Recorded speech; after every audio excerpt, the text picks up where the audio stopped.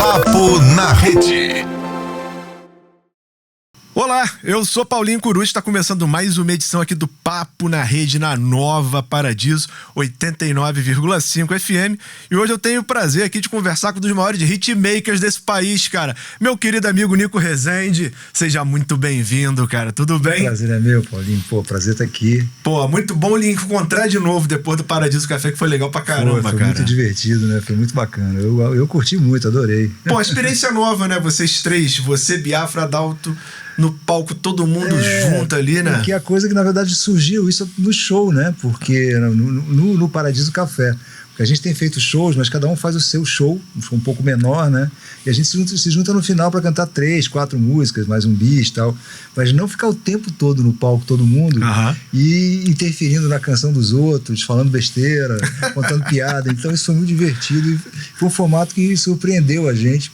E acho que o público também, né? Porque dá uma interação assim, rola uma interatividade assim diferente, né? Ih, rapaz, de repente já é um novo formato de show aí pra vender e pra rodar o Brasil. Não, a gente tá pensando em fazer agora sim, ficar todo mundo junto no palco. Pô, que maneiro, façam. Se você não foi, cara, perdeu, assim, foi maravilhoso, foi muito maneiro. E tu tá lançando teu 10º álbum de estúdio, né? Primeira vez. Me conta aí como é que foi esse processo de composição, gravação. Essas composições eu venho fazendo desde a pandemia, né, na verdade. É muita música, tive que, na verdade, fazer uma grande escolha, porque tem muito material, né?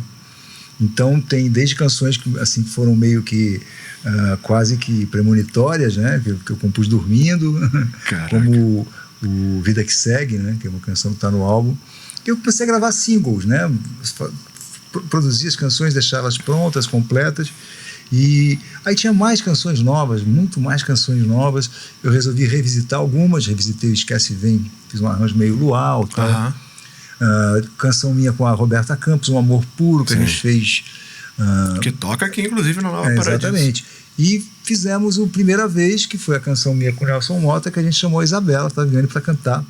E foi uma grata surpresa, ela adorou, cantou, está participando, vai cantar comigo no show. Isabela é uma querida, vamos falar sobre tudo isso. Vai cantar comigo no show no dia 8. Enfim, e é um trabalho, é a continuidade de um trabalho, né, Paulinho? São 40 anos de estrada. Sim. E o importante, o mais legal desse álbum, o mais emblemático desse álbum é que ele é um álbum como se fosse a primeira vez, daí que veio o título, né? O título veio de uma caminhada, eu fiz a música, mandei a canção, a melodia pro Nelsinho, né? E o Nelsinho começou a me enrolar um pouco, né, para dizer a verdade. Ele me entregava a letra pronta e tal, eu já estava quase que desistindo. Um belo dia ele falou, tá pronta, me mandou. Aí eu sentei no piano e cantei assim aquela minha melodia que te manda um lá, lá, lá, né? E, porque eu gosto de fazer letra, né? Eu faço, mas essa eu falei, cara, eu vou dar pro Nelsinho, eu queria uma coisa... Nelson Mota, queria uma coisa praia, Rio de Janeiro, sabe, aquela coisa... Pois tem uma pessoa que entende bem, que tem mesmo essa vibe, meu Nelson, eu queria, né, essa coisa meio como uma onda no mar, né? Não, claro que não como uma onda no mar, mas uma coisa com essa vibe, né? E ele, cara, ele fez uma coisa incrível, porque ele falou de um amor puro, de um amor puro como é outra faixa, mas um amor já maduro, mas como se fosse o primeiro, né? Você encarar a maturidade como se fosse um início. Cara, eu acho que o grande lance dessa história toda é você encarar, o resumo da ópera, é você encarar a maturidade como se fosse o início, né? E com o mesmo gás, com o mesmo tesão, sabe, com a mesma proposta musical de buscar valores, timbres, enfim. Então a ideia foi essa. E a ideia da capa, por exemplo, me veio, eu corro todo dia de manhã na praia, né? E tava correndo um dia bem cedo e vi o sol nascendo ali na ponta da barra, ali no Pia, né? Caraca. Aí eu vi o sol nascendo, eu falei, caramba, o sol tá vendo, ele nasce todo dia também, ele não tá importando o que tá acontecendo, todo dia igual, como se fosse a primeira vez. Verdade. Né? Então ali eu me inspirei, porque esse sol vai ser o pingo do i do Nico na capa. E a gente fez assim uma foto da praia com isso. Pô, que maneiro. Pra simbolizar contextualizar essa coisa da primeira vez. Né? E aí, pegando esse gancho, né? Da quantidade de músicos que você vem lançando desde a pandemia, tu é um cara que nunca parou. Você não para de compor, como tu mesmo falou, assim, compõe até dormindo. Chega num momento como esse, de separar músicas para um disco fechado. E por conta de você ter esse processo, é mais fácil ou é mais difícil selecionar essas canções, hein? Olha, eu sozinho, pra mim, seria mais difícil. Mas eu mostro pra minha mulher, mostro pro meu enteado, pra minha filha, que são todos eles muito musicais, né? Aham. E vou botando na roda ali, pessoal, acho que essa aqui é legal, acho que essa aqui... E tinha outras opiniões de algumas que deveriam entrar, mas não dá pra entrar todas, né? Então ainda tem uma leva de inéditas aí boa, já com demo gravado, assim, e tal. Eu componho a música, já vou pro estúdio e faço um demo, assim, rápido, pra deixar ela mais ou menos pronta, né? Pra poder dar uma avaliada como é que ela fica, né? Então tem várias canções novas, né? E nesse disco tem canções que eu gosto muito. Tem o Meu Melhor Sim, que é uma canção que ainda não está trabalhada, que é a segunda do álbum, e que é muito legal. E, enfim, o trabalho é bem solar, como eu falei, na questão da primeira vez. E tem essa coisa do frescor da primeira vez, do Meu Melhor Sim. Tem uma canção minha com o do Falcão, chama Pra Que Serve, uma canção que é linda, a canção, assim, Maneiro. é bem, uma coisa bem pop music, assim, mesmo, balada pop music, né, do grande letrista. Tem Esquece Bem Revisitado, como eu te falei. Tem uma canção também linda chamada Pegadas, que é bem autobiográfica, que fala que pegadas que eu deixei pela areia são marcas que eu guardei no coração, né, assim, uma coisa bem... Então é um disco bem marcante desses 40 anos, que são 40 anos, porém a vida não é sabe, não é uma festa sempre, né? Ainda mais da gente artista, né? A gente tem momentos bons, momentos ruins, altos e baixos, né? Importante é você chegar num ponto, depois de 40 anos, e perceber que você está bem, está no auge, assim, eu me sinto no auge da minha criação, da minha forma musical, da minha forma cantando, da minha forma me expressando, e você perceber que tudo isso valeu a pena, né? E perceber, além de tudo, acima de tudo, que as canções que você compôs lá atrás estão sendo revisitadas, estão tocando. E continuam fazendo muito sentido. Fazendo muito sentido, exatamente. Eu acho que isso é o principal, assim.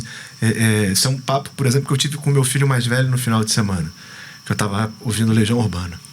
Depois de um bom tempo sem ouvir, tava no carro, tava ouvindo Legião Urbana. Aí meu filho, cara, Legião é muito bom, né, pai? Eu falei, é muito bom. E é impressionante que, assim, são discos nos quais eu volto o tempo inteiro. Sim. Assim, não é um negócio... Nada contra quem faz músicas com temáticas de humor, nada, cada um sabe de si, né? Mas é muito mais... muito mais provável de você voltar a um disco da Legião Urbana, por exemplo, do que você voltar a um disco do Mamonas Assassinos. Claro. Porque, assim, a piada, quando contada duas vezes, já não tem a mesma coisa. Exatamente. Piada que você ouve uma vez já... Exatamente. O conteúdo é muito importante, né? E falando em conteúdo também, cara, o disco tem um monte de convidado. Né? Um monte de parceria. O Nelson Mota, como você falou, o Dudu, Isabela Taviani, Roberta Campos. Tô esquecendo de gente. A Ive, lá de Portugal, uma cantora brasileira também muito boa. E a galera tocando com você também, André Neiva, enfim. André Neiva, Torquato Mariano, a galera, sabe, que sempre me acompanhou. Assim, como é que organiza esse time? Assim, eu sei que pessoas talentosas são muito mais fáceis de você organizar do que não tem talento. Mas como é que consegue organizar esse time aí para todo mundo ter o destaque que merece? E claro, tendo você de frente, porque você é o cabeça do trabalho. É muito complexo isso? Não, sabe que não, porque na verdade são todos amigos, né? E, por exemplo, Torquato, a gente tocou junto. Nosso primeiro trabalho junto foi tocando com o Rich, né? Torquato, depois ele cresceu. Outro dia eu fui ver o Torquato tocando com o Flávio Venturini no Vivo Rio. É maravilhoso, um grande músico, sabe? E um grande amigo, né? Então a gente gosta de trabalhar junto. Então, quando eu falei, Torquato, bota uma guitarra nessa música aqui, ele tem estúdio na casa dele, a gente nem se viu. Ele, claro, com certeza, Torquato é argentino, né? E ainda carrega aquele sotaquezinho, né? E a gente é engraçado, Torquato, a gente tinha tanta intimidade, né? Que a gente tinha um número na banda do Rich, que ele era meu boneco ventríloco. Nos camarins, ele sentava no meu colo e eu fazia aquela coisa, toca o boneco, toca a Tito, ele só mexia a boca assim, nem aquelas palhaçadas, coisas de camarim. Então ele fez uma guitarra linda e assim foram todos os convites. Faixa a faixa fui convidando. Tem o André Vasconcelos também, um grande baixista que tocou em duas faixas, tocou no Primeira Vez, tocou no Meu Melhor Assim. Então faixa a faixa eu vou sentindo o que vai rolar, o que vai precisar, né? Então a gente vai convidando as pessoas e gravando quase que uma a uma, né? Eu não só ir para o estúdio gravar tudo de uma vez, sabe? Às vezes a gente grava, por exemplo, vou colocar metais, eu coloquei metais em duas ao mesmo tempo, para aproveitar a mesma sessão de gravação. Mas é um disco muito feito nessa coisa do vamos, sabe, aquela estrutura básica e vamos começar a dar as pitadinhas aqui, né? Maneiro. Vestir devagarzinho até chegar. E tem aquela máxima, né? Disco não fica pronto, né? Disco a gente abandona. A gente abandona, é né? verdade. Então, Quem me falava isso era o Fernando Magalhães, do Barão Vermelho. Exatamente. Produziu um disco meu e falou: chegou um ponto que ele, Paulinho, mixagem a gente abandona, cara, tudo isso a gente abandona. Vamos seguir. Vamos seguir a vida, que a vida tá.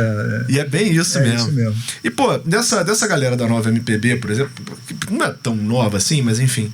Você tem aí, por exemplo, a própria Roberta Campos no disco, né? Que apareceu não tem tanto tempo quanto vocês, por exemplo, veio de uma nova safra. Essa nova safra acaba te influenciando também? Ou como tu já tem o teu esquema de composição, assim, você segue o teu esquema ali, que é um esquema que é vencedor? Olha, eu acho que a intersecção é bem interessante. Porque, por exemplo, no caso da Roberta, eu escutava algumas músicas dela, de Janeiro a Janeiro, que ela fez, que acham que é dela e do Nando, mas não, é só dela. É só dela. E o Nando gravou, porque tem essa coisa com a música dele, né? Parece aquela coisa do Gostoso é Gostar do seu All-Star Azul, né? Tem essa coisa da coisa coloquial da letra, né?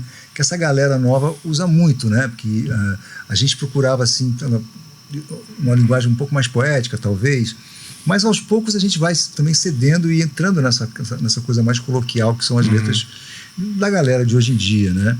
Mas a Roberta, ela tem essa coisa ela é bem essa... A música sofreu uma transformação, Paulinho, que eu acho muito interessante a partir dos anos 90, né? Porque eu, por exemplo, cheguei no Rio de Janeiro nos anos 80, né?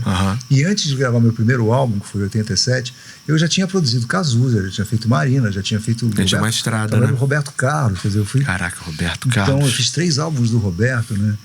E assinei arranjos pro Roberto. Então, quer dizer, eu era um garoto na época, mas eu não tinha ideia do que estava acontecendo. Eu caí num caldeirão no Rio de Janeiro, eu ia toda noite no Baixo Leblon e conheci o Barão, conheci Cazuza, não sei o que, ele me chamou, fomos produzir, vamos fazer uma música, piano e voz, plano, fiz o codinome Beija-Flor, então foi tudo muito rápido, né? Eu não tinha ideia de que as músicas iam atravessar essas décadas todas. É impressionante. Peguei um garoto que saiu do exército e mostrou as músicas numa fita cassete, era tudo violão e voz, aí eu gravei Primeiros Erros, Rolam as Pedras, mostrei pra Marina Lima, Eu Te Amo Você, ela gravou, eu fiz o arranjo também, fiz o arranjo do Me Chama, que a Marina gravou. Sim. E, quer dizer, foi tudo muito rápido, né? Então, a partir dos anos 90, e eu venho de uma época, quando eu era adolescente, por exemplo, eu escutava os festivais, né, com a minha família, sentado em casa, e eu ouvia Planeta Água com o Guilherme Arantes, eu ouvia aquelas coisas lindas, né, coisas assim, sabe? Gilberto Gil, Caetano Veloso, eram músicas que tinham um conteúdo muito, muito intenso. Sim, né? muito forte. E tem silêncio sem documento, era uma coisa assim, eu era bem garoto, né? E a partir dos anos 90 houve uma transformação na música, em que a música popular passou a ser menos a época das baladas, né? Balada, que eu digo, não é música lenta, não. Balada sim. Passou a ser menos importante quem está no palco, e mais importante o entretenimento, mais importante o público. Então, a partir daí começaram as baladas, que os conteúdos começaram a cair de intensidade. Vou beber até cair, dançar até o chão, enfim. Esse tipo de coisa que começou com a balada axé, no início dos anos 90, passou para a balada sertanejo universitário, pagode, enfim. Eu não tenho nada contra nenhum estilo. Eu acho que existem 2 tipos de música, a boa e a ruim, então qualquer estilo. Concordo. Mas o conteúdo dessas canções, principalmente das letras, foi banalizado, entendeu? Não importa quem está no palco, importa quem está no público se divertir. Sim. Então não é uma canção que você vai ouvir com o teu avô, com o teu neto, com o teu filho. Você não retorna naquelas músicas. Exatamente. Então aquela música era uma música absolutamente, criou-se o termo descartável, entendeu? Então, a partir dos anos 2000, depois de 20 anos de balada, de vários estilos, o pessoal de pintar uma geração, Melim, Roberta Campos, um pessoal, aquela música, acho que um marco nessa nova leitura dessas canções foi aquela música chamada Trem Bala, que você começa a prestar atenção na letra, sabe? Faz igual teu pai, não sei o que, tal. Você começa, opa, pera um pouquinho, tem um recado aí, né? E apesar de poucos acordes, não sei o que, existe uma inspiração naquela letra. Inspirada em coisas que eu leio ali, ouço e leio Vandré, leio Gil, leio Caetano naquela canção, entendeu? Então, a partir daí, começou a surgir uma geração não tão interessada nas baladas, festas, entre aspas, e mais interessada no conteúdo. E essa geração começou a revisitar as nossas canções, as canções dos anos 80, e a regravá-las, e a se inspirar nelas. Eu acho que isso foi um grande reimpulso para a nossa música. Você pega a gente que nem o Marcos Valle, que passou 20 anos sem ser tocado em lugar nenhum. Um DJ descobriu numa festa em Londres, em meados dos anos 2000, comecinho dos anos 2000, remixou com uma batida com velocidade duplicada e a música estourou nas festas. E o Marcos Valle voltou à cena, entendeu? Ressuscitaram um cara que é um gênio. Verdade. E voltou muito então, bem. Então a música tem essas coisas cíclicas, né? Então a gente está vivendo um momento, principalmente com a pandemia, que trouxe um alerta muito grande sobre sobrevivência, sobre como a gente se comportar, o que é a vida, sobre o sentido real da vida, aquela solidão, fez muita gente pensar, né? E revisitar os seus armários escondidos, né? De personalidade, enfim, e pensar no que seria o futuro. Essa revisitação que houve levou as pessoas a passarem, eu vejo hoje, na vida pós-pandemia, que as pessoas vivem como se não houvesse amanhã, os shows estão mais cheios, os estádios de futebol estão mais cheios, a cultura como um todo está mais cheia. Então eu acho que isso é uma resposta, é um recado para falta de conteúdo do que foi um hiato aí de quase 25 anos, 30 anos, e a gente voltar até eu sinto isso, a gente fez agora, eu, Dalton e Biafra, a gente viu o calor do público. Sim. A gente sente nos nossos shows. Eu digo isso, inclusive, no programa. Assim, a gente teve artistas de ponta, todos que passaram ali foram artistas de ponta, mas ninguém, isso eu falo sem estresse algum, ninguém teve uma resposta tão emocionada quanto vocês três. Pois é, eu acho que isso faz parte dessa coisa, dessa memória afetiva que foi criada, entendeu? Que estava meio querendo ser resgatada. A simbiose ali entre vocês e o público naquele momento. Cara, foi um negócio que a gente passou dias aqui comentando sobre isso. Sabe? A gente legal. Não viu. Tiveram muitos shows legais. Né? Aliás, não teve nenhum que fale assim, pô, não, isso aqui foi chato. Não teve. E não é política, não. Se tivesse que falar, eu falaria. Tá? Não tem estresse algum com isso. Mas a resposta que vocês tiveram foi uma resposta que até então nunca havia tido. E vou te ser muito honesto, talvez a gente não volte a ter. Porque assim, foi um negócio eu acho que pra gente que trabalha ali no evento o tempo todo, ali no Paradiso Café, eu já tô ali, já tô há 2 anos, a gente percebe quando a pessoa tá, o artista tá tocando, as pessoas estão ali curtindo, tá, beleza, maneiro. Mas, cara, com vocês não, caraca, a resposta foi um negócio... Pois é, Paulinho, então eu acho que tem muito disso tudo que eu te falei, resumindo essa história toda, essa cartaz toda, assim, acontece porque as pessoas vão buscar, então, caramba, isso, que legal, sabe? Aquela coisa quando você vê uma coisa que tá na tua memória e que ela acaba resgatando imediatamente, e essas novas gerações tem resgatado essa boa música. Eu vejo tanta gente regravando, o Guilherme, o Ivan, e fazendo duetos, canções lindas, né, que não podem. E as canções com conteúdo, elas são eternas. Então as gerações, o que vai acontecer? Você vai chegar pro seu filho, vai mostrar ao seu filho, vai mostrar pro seu neto, que vai mostrar pro seu bisneto, e a música vai ficar viva. Sim, tanto que tem discos dos meus pais que eu volto até hoje. Até hoje. E agora dia 8. meio longa, né? Não, mas é isso mesmo. Pô, aqui é pra trocar ideia mesmo. E dia 8 agora, semana que vem, temos show. Isso aqui tá sendo gravado. Hoje é dia... Que dia é hoje, hein? 28, né? Hoje é dia 28. 28 de abril. Então, por isso que eu tô falando de semana que vem, que na verdade é a semana que vem mesmo, né? Dia 8, quinta-feira que vem, você, Isabela Taviani, no Teatro Rival, é isso? Tá lindo, o show tá lindo. Tem algumas surpresinhas no show que eu estou preparando, que eu adoro fazer umas surpresinhas. Ótimo, no show, né? Tem que fazer. E eu faço assim, eu tenho um laboratório que é a minha internet, né? Que eu tenho o Cantando Outras, né? O Cantando Outras é um quadro que eu canto canções que eu gostaria de ter feito, né? Então algumas dessas canções vão estar presentes. E vai ter a Isabela Taviani, vai cantar a primeira vez comigo, vai ser super legal. Estou acompanhado de uma super banda, Flávio Santos, meu grande baterista e backing vocal já há anos, Fernando Clark na guitarra, o Alex Rocha no baixo acústico e no baixo elétrico, maneiro. Todos todos eles no backing vocal também. Eu vou estar lá, eu vou tocar piano, vou tocar sax, vou tocar violão, eu vou pro palco para me divertir, né? É isso. Então, vamos lá, convida a galera aí. Quinta-feira, dia 8. Quinta-feira, 19h30, lá no Teatro Rival, na Cinelândia.